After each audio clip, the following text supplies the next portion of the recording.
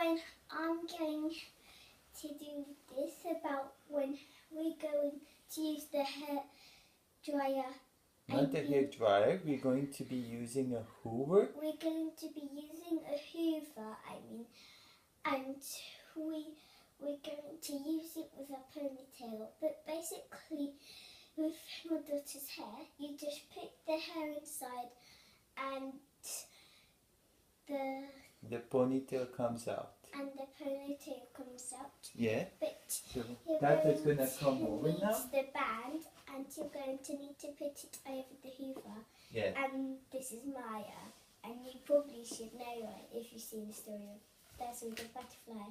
Yes, and I'm going to put this. So the hairband goes onto the hairdryer and just do it. Not hair dryer, the Hoover. And you put it into the shape of an 8. Like, how many times did you do it? Enough. Yeah. Like 2 and now times. It's gonna get really loud. And now it's gonna get really loud. And this was my favourite part. And when we did the practice, I was just laughing. And when my hair was inside, it felt really cold and nice. So turn around like this so people can see what's happening. Yeah? Like this. Now let's start!